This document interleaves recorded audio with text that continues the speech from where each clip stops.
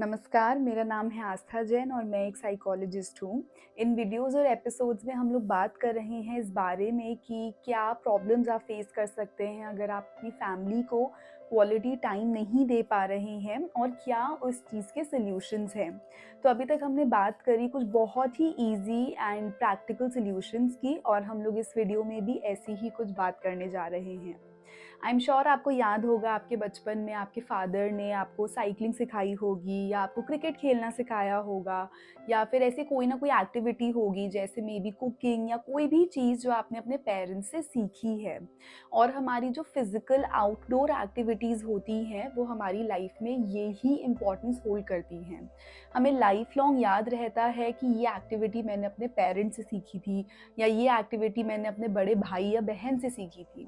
तो ये बहुत ज़्यादा ज़रूरी है और हम इस चीज़ को एक्चुअली यूज़ कर सकते हैं अपनी फैमिली के साथ टाइम स्पेंड करने के लिए और एक्चुअली उनके साथ बॉन्डिंग बढ़ाने के लिए। तो आप ऐसी कोई एक्टिविटी आइडेंटिफाई कीजिए जो आपकी जो यंगर जनरेशन है वो सीखना चाहती है या फिर जिसमें भी वो इंटरेस्टेड है और आप मेक श्योर कीजिए कि आप उसको ज़रूर कर रहे हैं। तो अगर आपके बच्चे हैं या आपकी नीज़ेज़ एंड नेफ्यूज़ हैं और उनको इंटरेस्ट है मे बी क्रिकेट सीखने में या स्केटिंग सीखने में, स्विमिंग सीखने में, कोई भी आउटडोर एक्टिविटी में, तो आप उस एक्टिविटी को ज़रूर टाइम लगाकर उनको सिखाइए और उनके साथ उस एक्टिविटी को ज़रूर कीजिए। अब आप ये डिसाइड कर सकते हैं कि हाँ, हम हर वीकेंड इस एक्टिविटी को करेंगे और हम सुबह का टाइम फिक्स कर सकते हैं या हम शाम का टाइम फिक्स कर सकते हैं इन एक्टिविटीज़ को करने के लिए। अब इसमें एक चीज़ आप और कर सकते हैं कि कभी-कभी हम बड़े होते हैं तो हम इस ईगो के साथ रहते हैं कि मैं ही अपनी यंगर जनरेशन को कुछ सिखाऊँगा। लेकिन अब जो हमारी न्यू जनरेशन्स आ रही हैं वो बहुत ज़्यादा एडवांस्ड है और वो आजकल की टेक्नोलॉजी या आजकल की जो चीज़ें हैं उनके साथ बहुत ज़्यादा अप टू डेट होती है। तो अगर आपको कोई ऐसी चीज़ दिखती है जो आप उनसे सीख सकते हो या जिसके बारे में वो आपको नॉलेज दे सकते हैं, आप उनको भी यूज़ कर सकते हो। तो जैसे कि अगर आपको लगता है कि उनको स्विमिंग आती है तो आप उनसे स्विमिंग सीख सकते हो या फिर अगर वो कोई वीडियो गेम खेलते हैं तो आप उनसे वो वीडियो गेम सीख सकते हो या फिर अगर उनको कोई ऐसा कार्ड गेम आता है या कोई भी ऐसा कंप्यूटर पे भी इवन गेम आता है, तो अगर आपको उस चीज़ में इंटरेस्ट आता है तो आप भी उनसे सीख सकते हैं।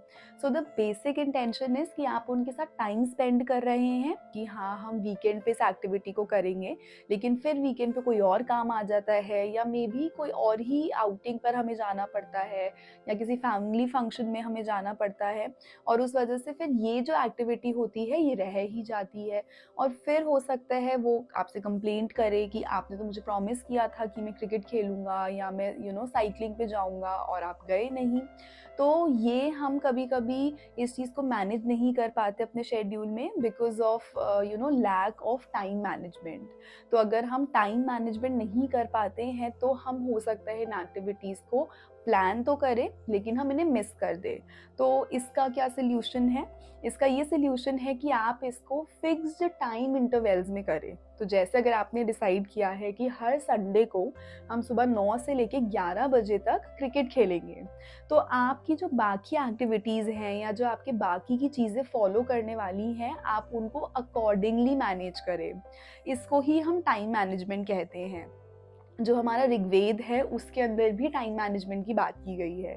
तो उसमें हमें बताया गया है कि हर इंसान को अपनी पर्सनल एंड सोशल ड्यूटीज़ को मैनेज करना आना चाहिए और वो ही एक इंटेलिजेंट इंसान की निशानी होती है। तो जैसे कि अगर हमारे पास 24 आवर्स ही हैं, तो कुछ समय है जो हमें स्पिरिचुअलिज़्म को देना चाहिए, कुछ समय है जो हमें अपने काम को या फिर अपनी पढ़ाई को देना चाहिए, फिर कुछ समय है जो हमें बाकी एक्टिविटीज़ को देना चाहिए। तो जैसे हमारे स्कूल्स में हर चीज़ टाइम टेबल के हिसाब से फिक्स्ड इंटरवल्स में होती है या फिर अगर आप कोई आर्मी ज्वाइन करते हैं या आप कोई कोर्स भी ज्वाइन करते हैं तो उसमें फिक्स्ड टाइम टेबल होता है कि इस टाइम पर ये करना है, इस टाइम पर ये करना है। सिमिलरली आप अपने टाइम को अगर इंटरवल्स में फिक्स्ड पीरियड्स में मैनेज करेंगे तो आपके लिए अपनी चीज़ों को और अपनी सारी ड्यूटीज़ को फुलफ़िल करना आसान हो जाएगा। तो इसीलिए टाइम मैनेजमेंट बहुत ज़्यादा ज़रूरी है। अगले एपिसोड में जहाँ पर हम बात करने वाले हैं पावर ऑफ स्टोरीज़ की, कितनी पावर होती है हमारी कहानियों में और हमारी मेमोरीज़ में। तो अगर आप इसके बारे में और जानना चाहते हैं तो मैं आपसे मिलूँगी अब अगले एपिसोड में।